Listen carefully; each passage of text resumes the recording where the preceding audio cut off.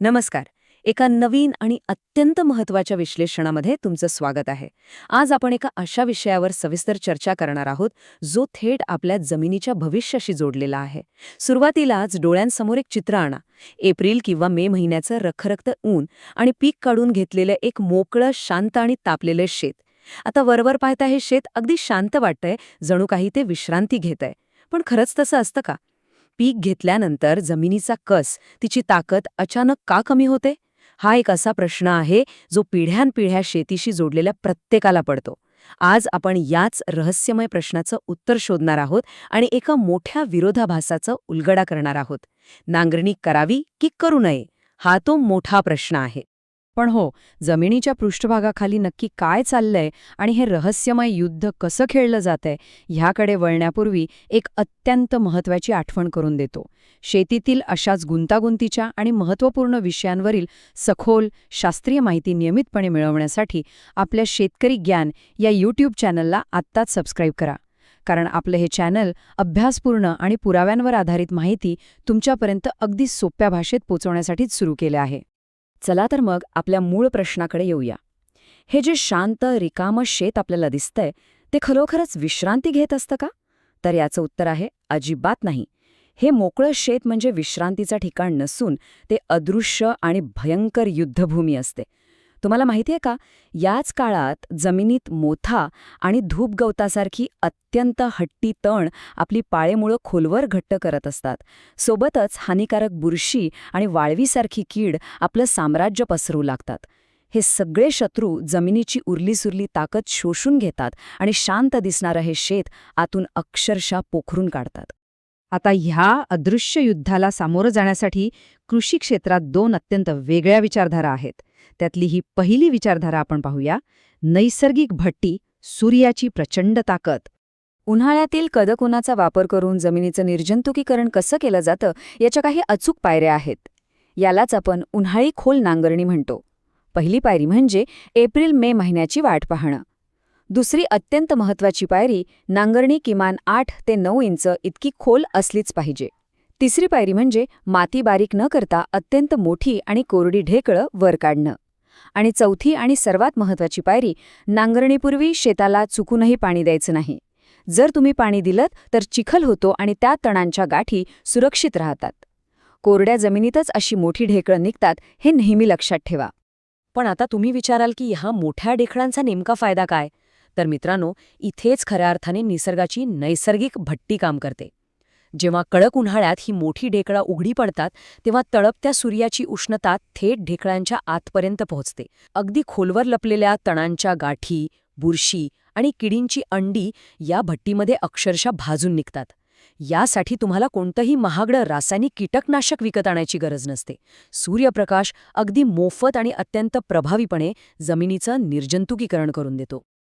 अनेक कृषी तज्ज्ञांच्या आणि अनुभवी शेतकऱ्यांच्या मते या प्रक्रियेमुळे हट्टी तणांचा समूळ नाश होतो आणि हानिकारक बुरशी नष्ट होते. पण यात एक अत्यंत रंजक गोष्ट घडते बरं का, ती म्हणजे गांडुळांसारख्या मित्रकीटकांचं संरक्षण. गांडूळ खूप हुशार असतात.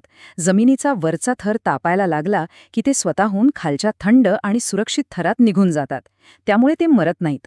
शिवाय उष्ण वाऱ्यांसोबत उडून येणारा पालापाचोळा या मोठ्या ढेकळांमध्ये अडकतो आणि पावसाळा आला की त्याचं नैसर्गिक सेंद्रिय खत तयार होतं. आता या पद्धतीचं यश एका विशिष्ट नैसर्गिक समीकरणावर अवलंबून आहे. हे यश 40% कडक सूर्यप्रकाशावर, 30% उष्ण वाऱ्यांवर, 20% कोरड्या जमिनीवर आणि उरलेलं 10% नांगरणीच्या योग्य खोलीवर अवलंबून असतं. जेव्हा या चारही घटकांचा अगदी योग्य मेळ साधला जातो, तेव्हाच निसर्ग आपलं काम पूर्ण क्षमतेने करतो. हे सर्व घटक निसर्गात मोफत उपलब्ध आहेत. आपल्याला फक्त योग्य वेळेची सांगड घालायची असते. आत्तापर्यंत खोल नांगरणीचे हे सगळे फायदे ऐकायला अगदी परिपूर्ण आणि मस्त वाटतात. पण थांबा, इथेच आपल्या या विश्लेषणाला एक अत्यंत अनपेक्षित वळण मिळतं.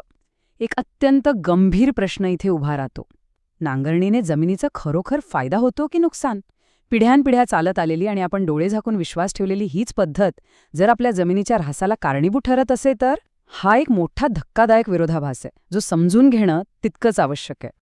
आणि म्हणूनच आपण वळतोय दुसऱ्या विचारधारेकडे, नांगरणीचं छुपे नुकसान, जमिनीची होणारी हानी. आजचं आधुनिक कृषी विज्ञान या पारंपरिक मशागतीवर खूप मोठं प्रश्नचिन्ह उभं करत आहे. चला पाहूया का ते. सगळ्यात पहिला मुद्दा येतो तो पैशांचा. 5,000 रुपये हा कोणताही साधा आकडा नाहीये. 1 हेक्टर जमिनीसाठी खोल नांगरणी करणं आणि त्यानंतर रोटावेटर लावून ढेकळं फोडणं यासाठी आजच्या घडीला किमान एवढा खर्च येतो. दरवर्षी हा प्रचंड मोठा आर्थिक भार उचलून मिळणारा परतावा खरोखरच या खर्चाला न्याय देतो का?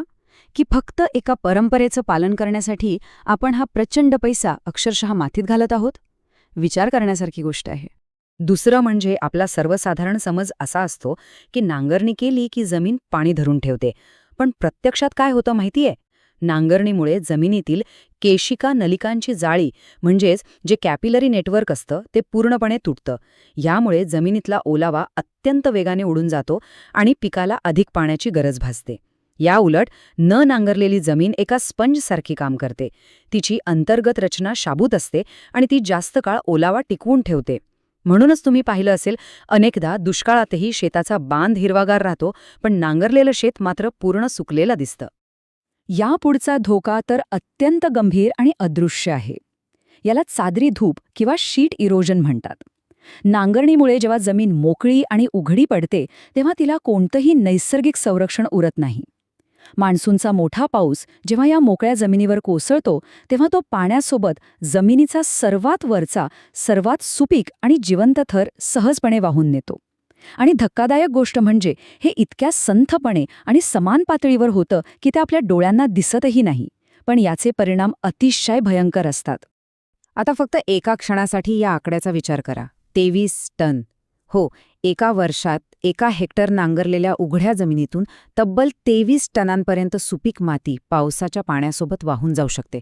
क्विंटल नाही बरं का, तर 23 टन म्हणजे 2-3 मोठे ट्रक भरून माती. आपण दरवर्षी इतकं शेणखत तरी जमिनीत टाकतो का? ही वाहून जाणारी माती म्हणजे आपल्या जमिनीचं खरं सोनं आहे. सर्वात महत्त्वाचं सुपीक थर असाच वाहून गेल्यामुळे पुढच्या पिढीसाठी फक्त दगडधोंड्यांची जमीन मागे उरते आहे. यामागचं विज्ञान थोडं समजून घेऊया. जमिनीचा खरा जीव सेंद्रिय कर्ब किंवा ऑर्गॅनिक कार्बनमध्ये असतो. जेव्हा आपण नांगरणी करून जमीन उघडी करतो तेव्हा जमिनीखालचा तो सेंद्रिय कर्ब थेट हवेतील ऑक्सिजनच्या संपर्कात येतो आणि ह्या रासायनिक प्रक्रियेमुळे कार्बनचं कार्बन डायऑक्साईड वायूमध्ये रूपांतर होतं आणि तो हवेत उडून जातो. सोप्या भाषेत सांगायचं तर आपली नैसर्गिक संपत्ती आपण स्वतःच्या हाताने हवेत उडून देत आहोत. याने जमीन निर्जीव होत जाते आणि परिणामी आपली रासायनिक खतांची गरज आणि खर्च वाढत जातो. मग आता ह्यावर उपाय काय? जर नांगरणी इतकी घातक ठरू शकते तर ह्यातून बाहेर पडण्याचा मार्ग कोणता? तर ती आहे आपली तिसरी विचारधारा, शून्य मशागत, म्हणजेच शेतीचा नैसर्गिक मार्ग. आता शून्य मशागत किंवा नो टिल फार्मिंग म्हणजे नेमकं काय?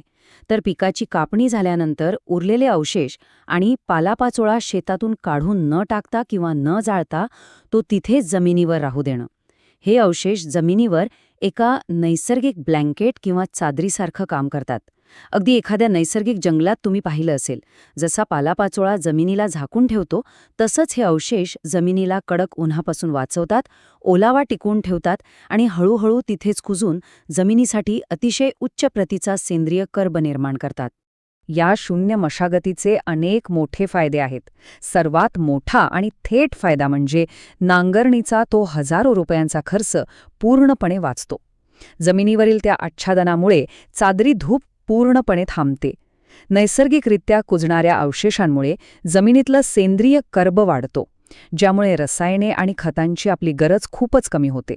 आणि सर्वात महत्त्वाचं म्हणजे मगाशी म्हटल्याप्रमाणे जमिनीची ओलावा टिकवून ठेवण्याची क्षमता प्रचंड वाढते. निसर्गाच्या विरोधात न लढता निसर्गासोबत काम करण्याची ही एक अत्यंत प्रभावी पद्धत आहे.